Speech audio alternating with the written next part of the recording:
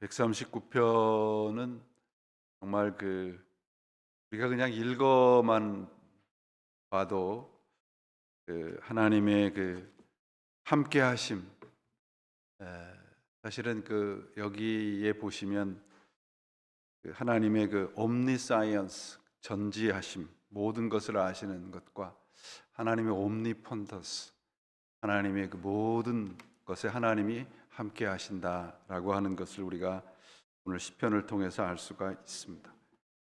이 시편을 그래서 이 성경 중에서 가장 조직 신학적인 그런 시편이다, 그렇게 평가를 하기도 해요. 그러나 저는 이 139편은 이런 신앙을, 이런 하나님을 경험한 사람만이 쓸 수 있는 가장 신앙 체험적인 그런 간증이다, 그런 생각을 할 수밖에 없습니다. 종교개혁 당시에 개혁자들이 코람데오라는 구호를 했습니다. 코람데오라는 것은 아시듯이 in front of God이라는 뜻이죠. 하나님 앞에서. 그 말은 하나님 앞에서 살지 않았다는 말이에요. 하나님 앞에서 살지 않고 내 마음대로 살았으니 이제부터는 하나님 앞에서, 우리를 아시는 하나님 앞에서 살아라, 그런 말씀, 그것을 이제 개혁자들이 주장을 했던 것이죠. 하나님이 나를 아신다라고 하는 것은 악인들에게는 위협이죠. 그러나 의인들, 믿는 사람들에게는 복입니다. 여기 보시면 아신다라는 말은 굉장히 여러 번 등장하는데 7번 주님께서 나를 아신다라는 말이 5번에 걸쳐서 나와요. 그 말은 책임지신다는 말이에요. 아신다라는 말은, 야다라는 히브리 말은 굉장히 가까운 체험적인 관계를 말합니다. 그래서 모세가 쓴 시편인 91편에 보시면 이렇게 고백하죠. 내가, 하나님이 말씀하시는 거예요. 네가 내 이름을 알기 때문에 내가 너를 높일 것이다, 그런 말씀을 하세요. 그래서 우리가 주님을 알고 주님이 나를 안다는 것은 굉장히 중요를 한 거죠. 다윗의 시라고 되어 있잖아요. 우리 139편에 보면 다윗의 시라고 되어 있는데, 하나님 앞에서 나는 내가 나 자신을 잘 안다고 생각을 했는데 하나님 앞에 나를 비춰보니까 아는 것이 아니었다라는 그런 고백입니다. 내가 알고 있는 나 자신과 다른 사람이 알고 있는 나 자신은 올바른 내 자신이 아니라는 거죠. 하나님이 알고 있는 내가 진짜 나라고 하는 것입니다. 그래서 이 말씀, 오늘 139편의 말씀을 보시면 욥이 고백하는 것이 생각이 나요. 욥이 고난 가운데서 하나님 앞에 계속해서 도전을 하잖아요. 내가 이런 고난을 받는 데는 하나님 아무런 이유가 없는데, 그러니까 하나님이 욥을 데리고 천지를 이렇게 다니세요. 욥기 읽어보시면 천지를 다니시면서 내가 이거를 만들었을 때 너는 뭐 했니? 내가 이런 것을 창조했을 때 너는 한 게 뭐니? 그리고 쭉 돌아다녀 보세요. 그러니까 그 다음에 욥이 뭐라고 얘기를 하냐면, 내가 이제부터는 귀로만 들었었는데 이제 눈으로 하나님을 봅니다, 그렇게 고백을 해요. 그러면서 이제 23편에는 23절에는 23장에는 나의 길을 오직 하나님만 아시나니 내가 그가 나를 단련하신 후에 내가 정금같이 나오리라, 그런 고백을 합니다. 그러니까 우리와 이 안다라고 하는 단어가 참 그저 이렇게 피상적으로 머리로만 안다라고 생각을 하는 것이 많은데, 히브리 사람들은 안다는 것은 살과 살이 부딪히는 그런 체험이에요. 그래서 이 아담과 이브가 동침했다라는 그런 창세기의 단어가 나오는데, 그 동침이라는 단어가 야다입니다. 안다는 거예요. 하나님과 우리와의 관계가 그렇다는 겁니다. 그러니까 하나님이 우리를 아신다는 것은 그저 그냥 고개를 끄덕이는 정도가 아니라 우리와 정말 가장 가깝게 있다는 것이죠. 자꾸 밀쳐내는 것은 우리 자신이라는 생각을 떨쳐버릴 수가 없습니다. 그 예전에 아주 오래전에 그 유행했던 유행가 가사가 있잖아요. 네가 나를 모르는데 낸들 내가 나를 알겠느냐, 그런 유행가 노래가 있었습니다. 그러니까 우리 자신을 안다는 게 참 쉽지 않은 것 같아요. 내가 나를 알고 내가 몰랐던 내 자신을 우리가 깨달았을 때 비로소 새로운 하나님과의 관계가 시작이 되는 겁니다. 그래서 우리 삶 속에 나를 알아가는 것에 가장 중요한 초점을 두는데, 그것에 초점을 두기 위해서는 나는 하나님에 대해서 얼마나 알고 있느냐, 그런 것을 우리 스스로 좀 점검을 하면서 살아야 합니다. 내가 모른다라고 해서 사실이 아닌 것은 아니잖아요. 하나님과 우리와의 관계가 우리가 굉장히 좀 이렇게 깊지 않다라고 하는 그런 생각을 할 때가 있어요. 어떤 때냐면 우리가 하나님 앞에 정말 열심히 정말 열성을 다할 때는 하나님이 내 편인 것 같은데, 좀 이렇게 내가 삐져 있을 때는 하나님도 삐져 있는 것 같은 그런 생각을 할 때가 참 많잖아요. 근데 그렇지 않죠. 하나님은 언제나 변함이 없으십니다. 그래서 오늘 24절 전체를 놓고 보면 6절까지가 하나님이 나를 안다라고 하는 하나님이 나를 안다라고 하는 알에 대한 얘기고, 7절부터 12절에는 하나님이 나와 함께 하신다, 동행하신다. 그리고 13절에서 18절까지는 하나님이 나를 지으셨다라고 하는 고백이고요. 그 다음에 마지막 19절에서 24절 말씀은 하나님이 간섭하시고 보호하신다, 그런 말씀입니다. 1절에 보시면은, 여기 보시면 하나님이 나를 살펴보셨으므로 이렇게 돼 있어요. 옛날 우리 번역에는 하나님이 나를 감찰하셨다, 그렇게 번역을 해놨습니다. 감찰이라고 그러니까 이제 하나님이 이게 감시한다는 느낌을 가지고 있는데, 새번역 성경에 보시면 하나님이 나를 샅샅이 살펴보셨다, 그렇게 번역을 해놨습니다.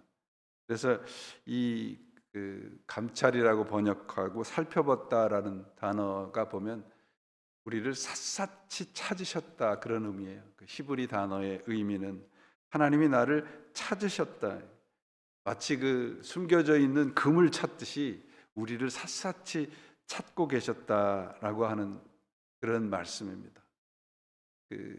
메시지 성경에 보니까 investigate라는 단어를 사용했더라고요. 하나님이 우리를 그렇게 찾고 계신다라는 거예요. 이 시편을 읽으면서 19세기의 영국의 시인 프란시스 톰슨이라는 분의 이런 시가 있어요. 하나님이 우리를 다가오심에 대한 그런 표현의 시인데요.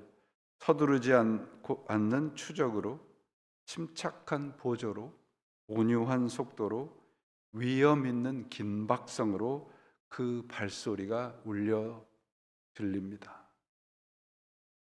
그러니까 하나님의 발소리가 그렇게 우리에게 끊이지 않고 천천히 다가오시는데, 그 발소리가 머무는 곳이 어디냐? 우리 곁입니다. 시인의 고백이 바로 그런 거예요. 하나님 내 삶을 살펴보셔서, 좀 전에 말씀드렸던 메시지 성경에 보니까 우리 삶을 하나님이 어떻게 들여다보시는가 했더니, 우리가 하나님 앞에서 오픈북이다, 이렇게 돼 있어요. I am an open book to you, 이렇게 번역을 해놨어요. 이렇게 다 열려져 있다는 것이죠. 그러니까 우리 겉만 하나님 앞에 오픈되어 있는 게 아니라 우리의 생각도 오픈되어 있어요. 그래서 하나님 앞에서 우리가 이렇게 피한다고 해서 될 일이 아닌 거예요. 내가 뭔가 이렇게 아무도 안 볼 것 같은 그런 이 상황이, 우리 스스로 자꾸 그런 곳을 찾아가잖아요. 제가 미국에 처음에 왔을 때 시애틀에서 살았었는데요. 시애틀 한인신문에 한 글자가 났어요. 지난 여름에 시애틀에 있는 한인 목사님들이 한 짓을 알고 있습니다. 한 줄 기사가 났어요. 난리법석에 났었습니다. 뭐 한 짓이 없으면 법석이 날 일이 없잖아요. 그러니까 하나님이 우리를 보신다라고 알고 계신다라고 하는 것을 단순히 그저 우리는 뭐 피상적으로만 생각을 하는 거예요. 근데 오늘 시인은 그렇지 않습니다. 그래서 나를 감시하는 분이 아니고요, 우리를 하나님 곁에 자꾸 두시기 위해서 하나님이 아신다라고 하는 거예요. 재밌는 것은 세상 사람들 다 알고 있는데 나만 모르는 경우가 참 많아요. 나에 대해서 세상 사람들이 너무 잘 알고 있는데 나만 몰라요. 하나님은 알고 계시는데 모르겠지 그렇게 넘어가는 경우들이 얼마나 많습니까? 2절 3절에 보시면 뒤에서도 앞에서도 하나님이 계신다라고 해요. 우리가 하나님에 대해서, 하나님의 말씀에 대해서 무시할 수도 있습니다. 그러나 하나님 말씀 앞에서 도망칠 수는 없어요. 그것이 하나님을 만난 사람들의 고백이고요, 그것이 성경의 가르침입니다. 우리가 무시할 수 있지만 presence of God, 하나님의 현존하심을 피할 수 없어요. 왜냐하면 이 세상에 하나님이 안 계신 곳이 없기 때문에 그렇습니다. 우리 사람에게는 세 개의 이름이 있다고 그러잖아요. 부모님한테 받은 이름, 두 번째는 세상 사람 살아가면서 주변의 사람들을 통해서 얻은 이름, 마지막은 죽은 다음에 얻는 이름. 가장 정확한 것은 죽은 다음에 얻는 내 이름일 거예요. 모세는 어떤 이름을 얻었을까요? 여러분들 신명기에 보시면 모세를 하나님이 뭐라고 그러세요? 그는 항상 내 얼굴을 대면하여 보던 자라. 그게 진정한 모세의 이름인 거죠. 우리 인생은 여러분 거창하게 몇 권의 책으로 정리되지 않아요. Just one sentence. 그렇지 않아요? 아, 저 사람은 참 좋은 사람이었어. 참 좋은 그리스도인이었어. 좋은 아빠였어. 별로 별 볼 일 없는 사람이었어. 그게 우리 인생의 전부예요, 여러분. 하나님이 우리를 평가하시는 것도 동일하다고 생각을 하거든요.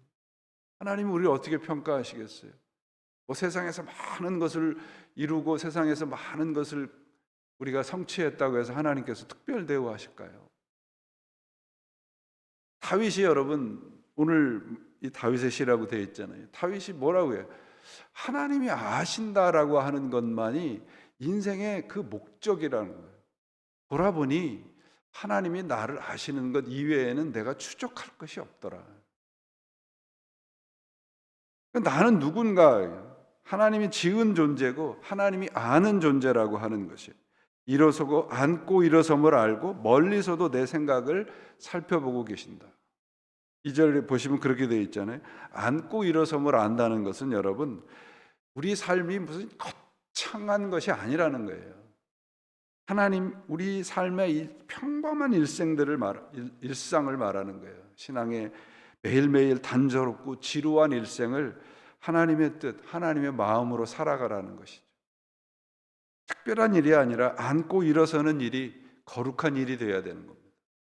그것이 하나님을 알고 내가 하나님을 알고 하나님이 아는 사람의 일상이고 삶이라는 것이죠. 기억해야 될 것은 여러분, 하나님이 우리의 행위를 살피시고 또 우리의 생각을 아신다고 되어 있어요. 생각을 아신다. 그래서 이렇게 범죄를 저지르는 사람들 보면 거짓말 테스트도 하고 그러지 않습니까? 하나님은 속일 수 없잖아요, 우리가. 세상 사람들은 속이기 쉽습니다. 하나님은 그렇지 않아요. 그래서 그 하나님과의 관계를 늘 우리가 놓지 않고 살아가야 되는 거예요. 하나님 멀리서도 우리의 생각을 아시고, 그러면 여러분, 우리의 생각이, 저는 이게 참 은혜스러운 말씀인 것이, 우리의 생각이 하나님에게 집중되어 있다면 우리가 계획을 하는 것도, 우리가 앞으로 뭔가를 생각을 하는 것까지도 하나님이 살펴보아 주시고 하나님이 우리를 인도해 주시지 않겠습니까? 그냥 생각만 해도 하나님이 그 생각을 아시는데요. 얼마나 귀한 은혜의 말씀입니까? 말을 꺼내기도 전에 우리 마음을 아셔요. 그러니까 이건 기도할 필요가 없다는 말씀이 아니라, 기도는 여러분 하나님이 다 알고 계시잖아요. 우리가 말을 꺼내기 전에 알고 있다는 거예요. 기도라고 하는 것은 그러므로 기도함으로써 하나님의 알미라고 하는 그 세계로 들어가는 거예요. 아, 하나님이 알고 계시는구나. 내가 미처 알지 못했던 하나님이 나를 그렇게도 잘 알고 계시는구나라고 하는 것을 기도를 통해서 우리가 경험을 할 수 있는 거예요. 기도는 하나님께 내 정보를 전달하는 행위가 아니라 그분의 아심과 그분의 이 우리를 지키고 계시는 하나님의 동행하심에 나를 맡기는 것입니다. 성숙한 신앙은 여러분, 하나님 앞에서 숨지 않는 법을 배우는 거예요. 우리는 뭔가 자꾸 하나님 앞에 이렇게 뭔가 뒤에다가 뭘 자꾸 숨기고 앞모습만 보이려고 해요. 그래서 7절부터 보시면 어디로 가든지 omnipresence라고 하는 단어를 사용을 하고 있잖아요. 그래서 하나님과 하늘에도 계시고 수월에도 계신다. 하늘이라고 하는 것은 뭔가 잘 돼가고 영광의 자리고, 수월은 실패와 상실의 자리, 거기에 동일하게 계세요. 저는 이 139편 말씀을 읽으면서 제일 은혜스러운 구절이 뭐냐 그러면 12절이었습니다. 12절 보세요. 주님 앞에서는 어둠도 어둠이 아니며 밤도 대낮처럼 밝으니 주님 앞에서는 어둠과 빛이 같습니다. 얼마나 은혜스러운 말씀입니다. 신앙의 중요한 내용이 하나님의 모습이에요. 보이지 않는 하나님의 프레젠스. 신앙은 늘 뭔가 이렇게 정말 뭔가 빛나는 어떤 그 빛의 확산이 아니고요, 어둠 속에서 신뢰를 배워가는 여정이에요. 우리는 어둡고 정말 침침하고 뭔가 실패의 자리에서는 자꾸 하나님을 잊어버려요. 나를 짓누르고 있는 상황이 너무 크기 때문에 그렇습니다. 어둠 속에서는 하나님이 보이지 않는다고 생각을 하는 거예요. 그러나 하나님은 그 어둠이든지 빛이든지 동일하다고 말씀하고 있잖아요. 이건 다윗이 처절하게 경험한 거예요. 경험이에요. 목숨을 부지하기 위해서 미친 척도 하고요, 아무도 정말 있지 않는 그런 캄캄한 동굴 속에서 목숨을 부지하잖아요. 근데 그 속에서도 하나님이 계셨다는 거죠. 우리가 어둠 속을 걷고 있을 때 하나님이 우리를 떠나셨다고 느낄 수 있습니다. 그러나 그 어둠 속에서는, 그 어둠 속에서 지켜보고 계시는 하나님을 경험케 하시려고 하는 하나님의 마음이라는 것이죠. 우리가 그래서 우리 자신이라고 하는 것을 좀 이렇게, 저는 우리 스스로를 좀 이렇게 사랑하는 생각을, 그런 마음으로 살아갔으면 좋겠어요. 왜냐하면 우리가 어떻게 지어졌냐고 되어 있냐면 14절 보시면 뭐라고 되어 있냐면 기묘하다고 되어 있는데 옛날 성경에는 뭐라고 되어 있어요? 신묘막측하다 그렇게 되어 있습니다. 신묘막측하다. marvelous라고 되어 있고 영어 성경에는 wonderful이라고 되어 있어요. Body and soul I am marvelously made 이렇게 되어 있습니다. 여기서 내 내장을 지었다고 되어 있잖아요. 은밀한 곳에 나의 내장, 13절에 주께서 내 내장을 지으시고 나의 모태에서 나를 만드셨다. 이거는 여러분, 우리 한 사람 한 사람이 하나님의 작품이라는 거예요. 하나님이 우리를 지으실 때 그저 무슨 대량 공장에서 이렇게 찍어내듯이 막 찍어내지 않으셨어요. 한 사람 한 사람이 하나님의 작품이에요. 그러니까 우리가 하나님 앞에 섰을 때는 우리 자신이 하나님의 전부인 거예요. 우리를 하나님이 그렇게 취급하고 계신다고요. 그래서 우리가 어둠 속을 걸을 때도, 정말 세상에서 많은 사람들이 박수 쳐줄 때도 우리가 봐야 되고 우리가 느껴야 될 것은 하나님이라는 것이.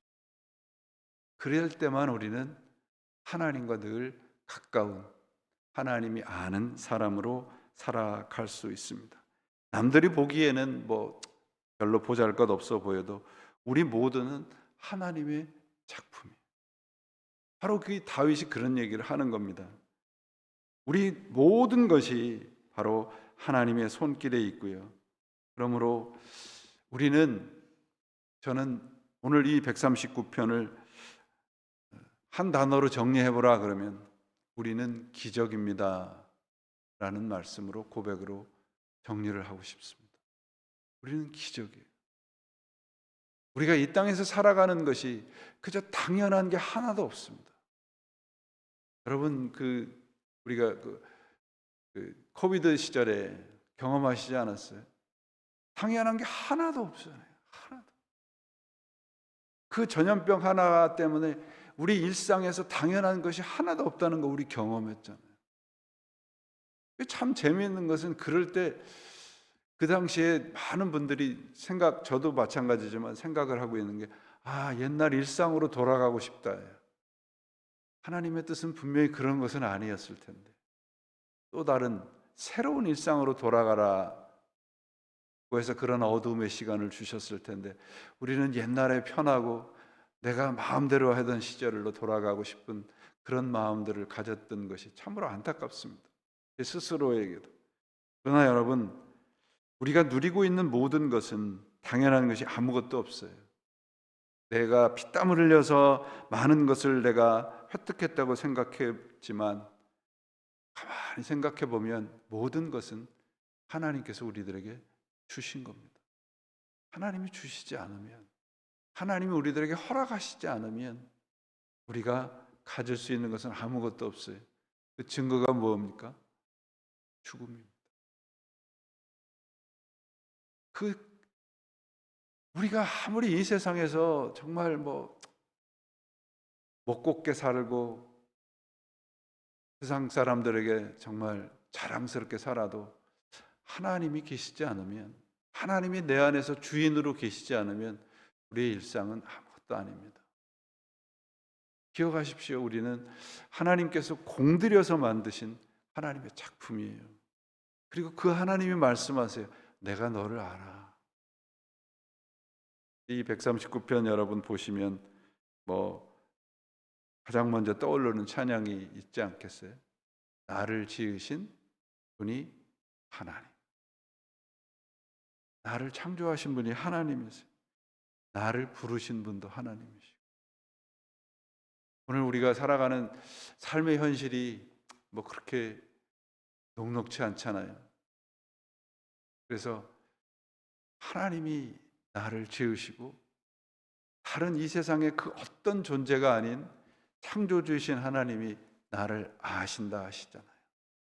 그것이 우리 인생의 힘이시고 그것이 우리의 삶의 가장 귀중한 보물임을 오늘도 다시 한번 기억하셔서 힘들고 어려울 때마다 하나님이 나의 주인이시고 나를 지으신 분이시고 나를 부르시고 나를 이 땅에서 하나님의 자녀로 살아가게 하신 유일한 분이시라는 것 기억하시고 세상의 어려움 이겨가시기를 바랍니다. 우리 인생은 여러분 only opportunity, 단 한 번의 기회예요. 어떤 기회입니까? 하나님을 알고 하나님과 함께 살아갈 수 있는 유일한 기회입니다. 인생을 다른 것에 허비하지 않으시고 이 하나님과 더욱더 가까이 가셔서 마지막 날 하나님 앞에 섰을 때 그래 내가 너를 안다라고 하는 하나님의 인정하심이 있는 여러분들의 신앙과 삶이 되시기를 주님의 이름으로 축원을 드립니다. 기도하시겠습니다. 하나님 감사합니다. 오늘도 나를 아시고 나를 지으시고 나를 부르시고 오늘도 동고동락하시고 인도하셔서 악인들과 함께 살아가지 않게 인도해 주심을 감사합니다. 우리 뜻대로 살아쓴 모든 많은 순간들 하나님 용서해 주시고 오늘도 주님 손 꼭 붙잡고 한 걸음 한 걸음 주님 계신 곳을 향하여서 걸어가는 저희가 되도록 도와주시옵소서. 힘듭니다. 어렵습니다. 때로는 하나님을 잊어버릴 만큼 참으로 고단스러운 삶이 될 때가 참 많습니다. 그럴 때에도 어둠도 빛도 하나님에게는 동일하다고 하는 이 말씀 기억하며 하나님 붙잡고 하나님 따라가는 저희들이 되도록 도와주시옵소서. 우리의 교회가 그런 교회가 되기를 간절히 소망합니다. 우리의 삶이, 우리의 신앙이 그런 신앙과 삶이 되기를 간절히 소원합니다. 하나님께서 함께 해주시고 말씀으로 용기를 북돋아 주시고 기도로 능력을 허락하셔서 그 길을 걸어가며 부족함이 없도록 인도해 주시옵소서. 오늘도 흩어져 기도합니다. 그 기도의 자리자리마다 찾아오셔서 내가 너를 안다 하시는 주님의 음성으로 채워주시고 기도 가운데서 주님의 알매 그 세상으로 들어가는 귀한 우리의 기도의 자리가 되도록 역사해 주시옵소서. 우리 구주 예수 그리스도의 이름으로 간절히 기도합니다. 아멘.